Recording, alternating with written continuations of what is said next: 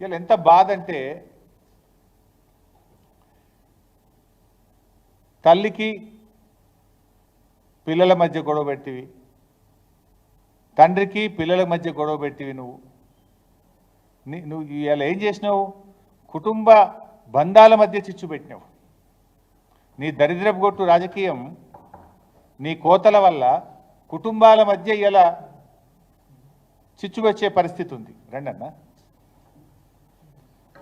మీ పాలనలో కుటుంబ బంధాలన్నీ కూడా చెడిపోతూ ఉన్నాయి. నీ పాలన వల్ల కుటుంబ బంధాలు చెడిపోతూ ఉన్నాయి.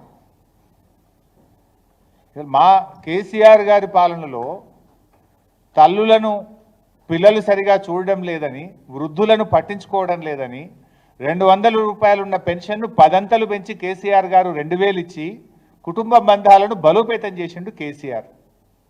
కానీ నువ్వు కోతలు పెట్టడానికి, రుణమాఫీ డబ్బును తగ్గించడానికి, కుటుంబాల మధ్య చిచ్చు పెట్టిన చరిత్ర కాంగ్రెస్ పార్టీది, రేవంత్ రెడ్డిది.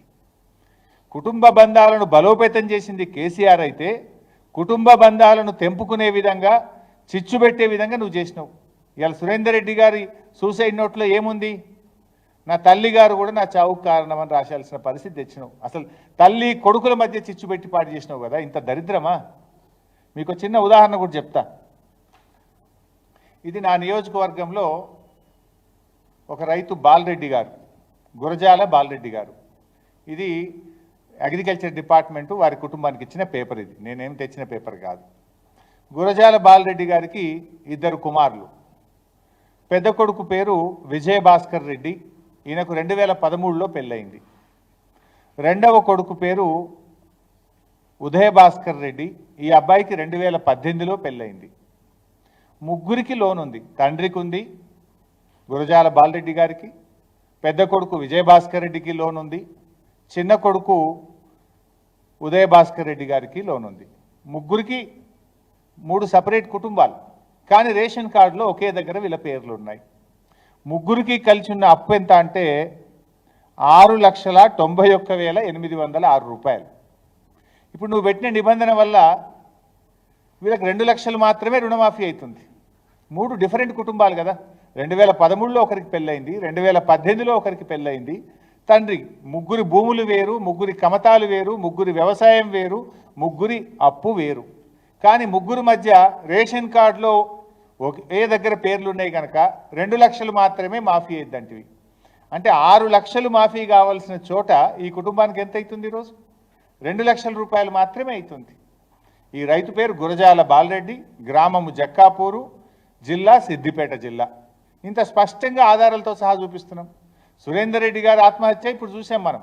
అది దుబ్బాక నియోజకవర్గం, సిద్దిపేట జిల్లా, చిట్టాపూర్ గ్రామం. తల్లిది అతని రేషన్ కార్డు ఒక దగ్గర ఉండడం వల్ల ఇవాళ సురేందర్ రెడ్డి గారి చావుకి ఈ ప్రభుత్వం కారణమైంది. నిజంగా ఇది సురేందర్ రెడ్డి గారి ఆత్మహత్య కాదు, ఇది ప్రభుత్వ హత్య. ఈ ప్రభుత్వం చేసిన దగ. ఇవాళ బాలరెడ్డి గారి కుటుంబంలో 6 లక్షల రుణమాఫీ కావాల్సిన చోట కేవలం 2 లక్షలే అవుతుంది. 4 లక్షల రూపాయలు ఇలా కుటుంబం మీద భారం పడుతుందంటే ఇది ప్రభుత్వం రైతుల్ని దగా చేయడం కాదా? ఇది ప్రభుత్వం రైతుల్ని మోసం చేయడం కాదా అని నేను అడుగుతా ఉన్నా. ఇంకా బాధ ఏంటంటే ఈరోజు రుణమాఫీ విషయంలో మీరు చూస్తే ఎన్ని ఇబ్బందులు ఉన్నాయంటే 31 రకాల సమస్యలు ఉన్నాయండి. ఇవి రుణమాఫీ జరగకపోవడానికి కారణాలు ఏంటి అంటే 31 ప్రాబ్లమ్స్ ఉన్నాయి.